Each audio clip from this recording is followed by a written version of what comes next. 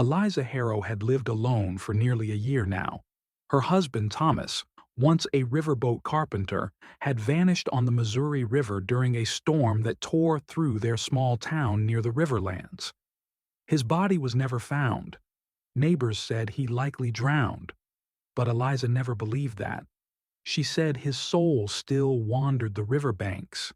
Her days had become a blur of quiet routines, mending clothes, tending her tiny herb garden, and brewing tea in her most treasured possession, a porcelain teapot painted with tiny red roses. Thomas had crafted its handle himself from river oak.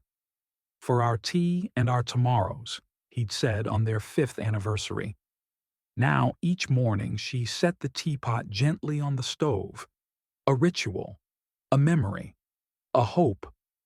But on one fog-laced dawn in October 1885, something changed. When she poured her tea, a thick crimson drop slid from the teapot's spout, like blood.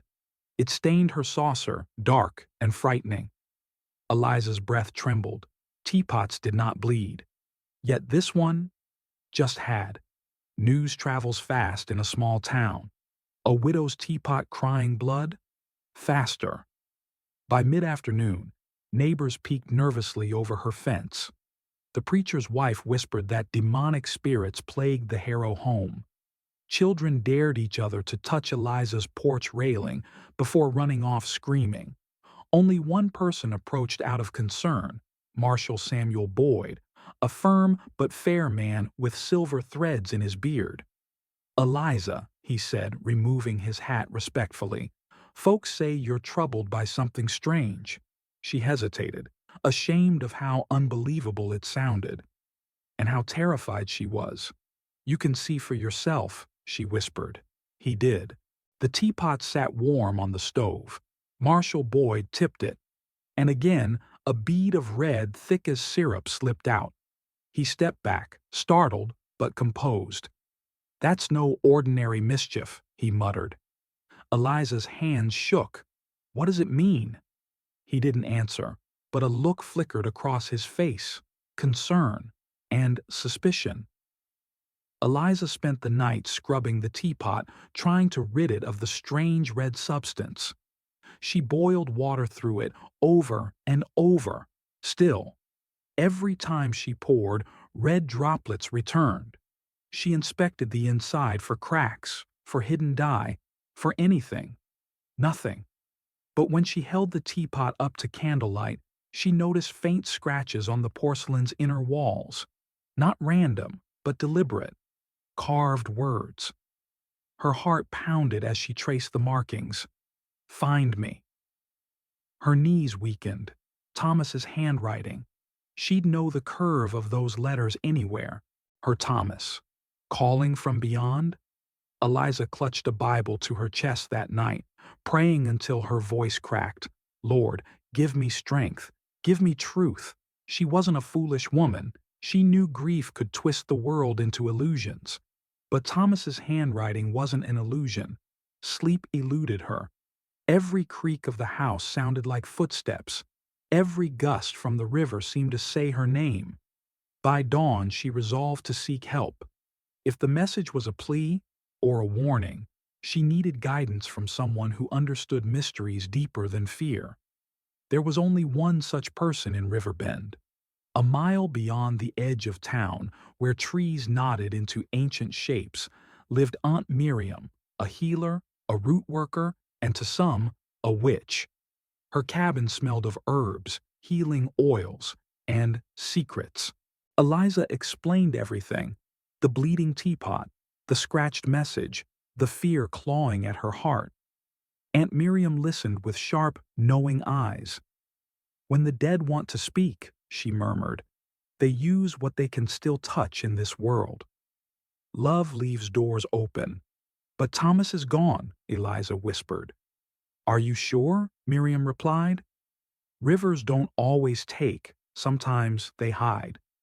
She gently placed the teapot into a circle of moonflowers and sage. "This is a tether," Miriam said. "Your Thomas is trying to reach you. There is truth buried in that river. and someone doesn't want you to find it. That night, Eliza dreamed of splashing water, of a hand reaching through the dark currents, fingertips raw and bleeding. Eliza, find me. She woke gasping, the dream's echo pounding inside her skull. Her heart raced like the river in a storm. As she lit a lamp, she noticed something new, a trail of red droplets leading from the stove to the front door. The teapot sat cold and untouched, yet still bleeding. She hurried to the door, threw it open, only to find Marshall Boyd standing there, breathless, fist raised to knock. "Eliza," he said, "I think I know what's happening." Marshall entered cautiously, eyes darting toward the strange red trail. "I didn't want to tell you before," he murmured, "but a trader up north filed a report about a missing man from these parts, a carpenter named Harrow." Eliza's breath caught. Thomas? Alive, they thought? Until— Marshall hesitated. Until what? Until his name turned up on a debtor's list last week. Someone posing as Thomas Harrow, signing contracts. Eliza staggered. "Someone is pretending to be my husband?" Marshall nodded grimly. "And forging his name means one thing. Someone doesn't want you claiming what belongs to him." The red droplets thickened. By morning, the teapot seemed almost desperate to be noticed. A knock shattered the silence. A tall, sharp-eyed man with slicked hair and a black coat stood at the door. His shoes were too clean for the dusty Riverlands. "Mrs. Harrow?" he asked smoothly. "Yes," she said nervously. "I represent a group handling outstanding debts. Your husband signed over property rights tied to a riverboat expansion. Payment is due." Eliza's voice wavered. "My husband is missing." The man's eyes narrowed, predator-like. Missing or not, the debt must be paid. One way or another, he tipped his hat, leaving a paper with a bold red stamp. Final notice. Eliza clutched the paper, dread crawling up her spine. The teapot let out another red tear. Aunt Miriam inspected the notice, frowning deeper with each sentence. "This ain't normal business," she declared. "This is theft dressed up in paperwork." Eliza stared at the teapot as it slowly released another drop. Miriam's gaze hardened. "He's calling you to the river." To the place where he vanished, Eliza swallowed her fear. She had avoided that riverbank since the night she lost Thomas, unable to face the sight of its dark waters. But love pushes bravery out of broken hearts. "I'll go tonight," she said. Miriam placed a protective charm in Eliza's hand. "Trust your courage," she whispered. "The river remembers." That moonless night, Eliza, Marshall, and Miriam made their way toward the rushing river. The teapot was wrapped in cloth, but it shook as though alive. When they reached the old dock, where Thomas had last been seen, the teapot erupted. Crimson poured from the spout like a final scream. Miriam held it up, chanting. The river's surface rippled violently. From the dark waves, something emerged. A wooden crate, cracked and swollen with water, bumped against the pier. Marshall pulled it out and pried the lid open with his pocket knife. Inside lay Thomas's work vest, his tool belt, a ledger with contracts and forged signatures. And one more thing, a torn scrap of parchment. Eliza unfolded it with trembling fingers. Her eyes widened as she read the smeared ink. "He's alive, and they want my name." Her heart surged with hope and terror. The blood tears from the teapot had led her to the truth, but finding Thomas would be far more dangerous. Marshall examined the documents found in the crate. The signatures were stiff imitations of Thomas's graceful penmanship. Someone wanted control of his property, his work, and his identity. Eliza squeezed Thomas's vest to her chest, feeling the faint scent of cedar and river wind linger on the fabric. Miriam pointed to a stamp pressed into the corner of the forged papers. Riverfront Finance and Recovery, RFR. That's a predatory outfit, Marshall said, jaw tightening. Their founder, Silas Drake, a greedy serpent. He's taken land from dozens of boat families. Eliza realized the debt collector earlier, the cold-eyed man, must be one of Silas's wolves. If Thomas survived, Eliza whispered, they must be holding him. Miriam nodded grimly. The river carried you proof. It's time you carry courage. Eliza wiped her eyes. She wasn't just searching for answers anymore. She was going to save him. At dawn, Eliza and Marshall approached the riverfront offices, a low brick building near the docks. Before entering, Eliza noticed someone watching them from an alley. A man in damp clothing, limping. When their eyes met, he flinched into the shadows. Thomas, Eliza breathed, taking a step.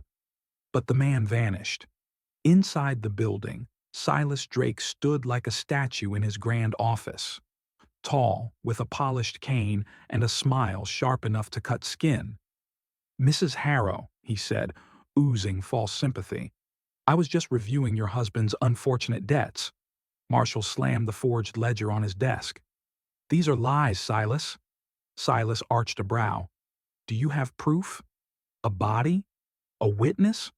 No? Then the law favors documentation.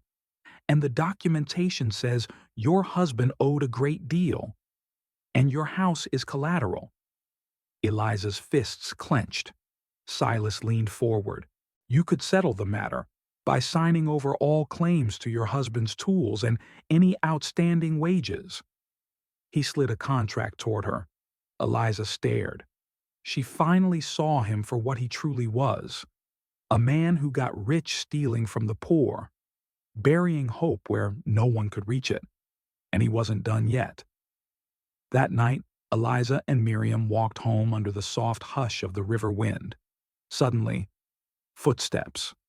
The limping man stepped from the dark, eyes haunted, beard wild, clothes torn. Eliza, he rasped. Her heart stopped. Thomas, his voice broke. I escaped them, but they're hunting me. She ran into his arms, tears flooding forth. Thomas held her like a drowning man clutching air. I've been hiding. They forced me to sign those papers, then tried to kill me in the river.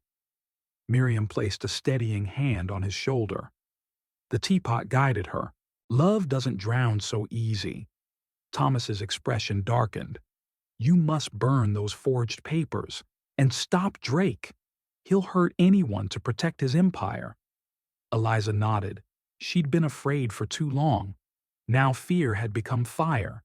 At home, Eliza heated water for tea, out of habit and comfort. But when the teapot cried its red tears again, Thomas stepped forward. I scratched that message in the teapot when they locked me up, he explained. I knew you'd find it. You always see what others overlook, Eliza cradled the teapot gently. You gave me a way to keep believing. Thomas looked down, ashamed. I'm sorry I wasn't here to protect you. You came back, she said. That's what matters. Marshall arrived soon after, sword straight and ready to fight.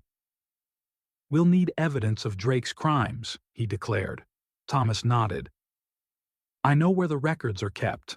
Eliza realized something in that moment. She wasn't a weak widow anymore. She was a wife fighting for justice and for love. Midnight cloaked their footsteps as the three slipped into Drake's warehouse. The river seemed to hold its breath. Inside were crates, hundreds, labeled with the names of men and women from the Riverlands. Silas Drake owned their futures.